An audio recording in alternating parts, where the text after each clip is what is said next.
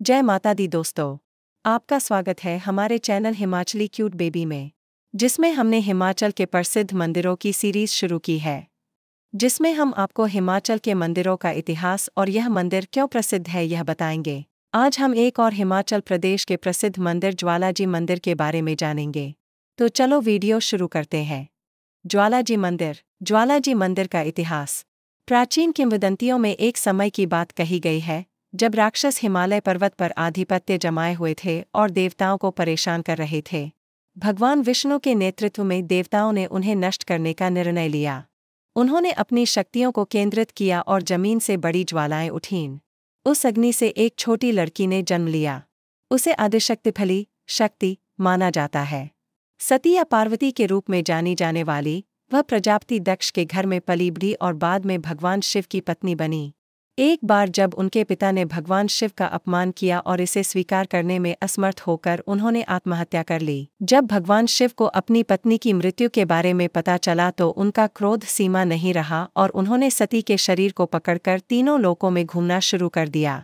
अन्य देवता उनके क्रोध से कांप उठे और भगवान विष्णु से मदद की गुहार लगाई। भगवान विष्णु ने बाणों की बौछार की जो सती के शरीर पर लगी और उसे टुकड़े टुकड़े कर दिया। सती की जीभ ज्वालाजी पर गिरी थी और देवी छोटी छोटी लपटों के रूप में प्रकट होती हैं जो सदियों पुरानी चट्टान में दरारों के माध्यम से निर्दोष नीले रंग में जलती हैं। ऐसा कहा जाता है कि सदियों पहले एक चरवाहे ने पाया कि उसकी एक गाय हमेशा दूध नहीं देती थी। उसने इसका कारण जानने के लिए गाय का पीछा किया। उसने जंगल से एक लड़की को निकलते देखा जिसने गाय का दूध पिया और फिर एक चमकती हुई रोशनी में गायब हो गई। चरवाहा राजा के पास गया और उसे कहानी सुनाई। राजा को इस किंवदंती के बारे में पता था कि सती की जीभ इस क्षेत्र में गिरी थी।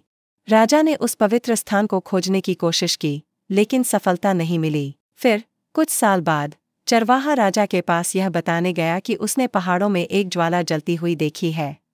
राजा ने वह स्थान पाया और पवित्र ज्वाला के दर्शन किए। उन्होंने वहां एक मंदिर बनवाया और नियमित पूजा करने के लिए पुजारियों की व्यवस्था की। ऐसा माना जाता है कि बाद में पांडव आए और उन्होंने मंदिर का जीर्णोद्धार किया। लोकगीत पंजन पंजन पांडवन तेरा भवन बनाया इस विश्वास की गवाही देता है।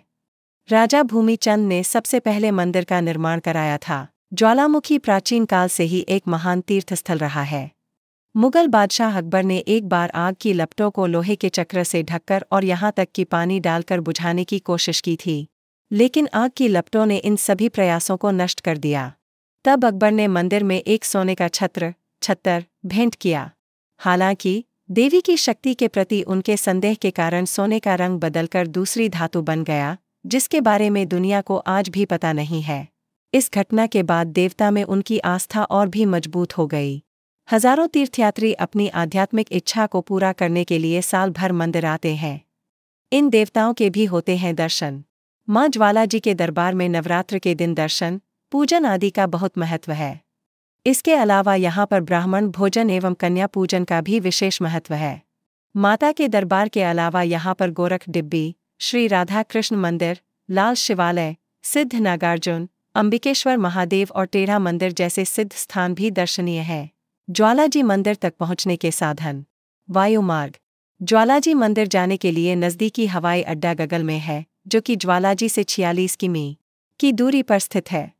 यहाँ से मंदिर तक जाने के लिए कार व बस सुविधा उपलब्ध है। रेल मार्ग से जाने वाले यात्री पठानकोट से चलने वाली स्पेशल ट्रेन की सहायता से मारंडा होते हुए पालमपुर आ सकते हैं। पालमपुर से मंदिर तक जाने के लिए बस व कार सुविधा उपलब्ध है। सड़क मार्ग। पठानकोट, दिल्ली, शिमला आदि प्रमुख शहरों से ज्वालामुखी मंदिर तक जाने के लिए बस व कार सुविधा उपलब्ध है। इसके अलावा यात्री अपने निजी वाहनों व हिमाचल प्रदेश टूरिज्म विभाग की बस के द्वारा भी वहां तक पहुंच सकते हैं। आशा है कि आपको हमारी दी गई जानकारी अच्छी लगी होगी। इसी तरह आपको और भी प्रसिद्ध मंदिरों के बारे में बताएंगे। तब तक अपना और अपनों का ध्यान रखें। वीडियो पसंद आई हो तो लाइक, शेयर और कमेंट में जय माता दी लिखना न भूलें। धन्यवाद। जय माता दी।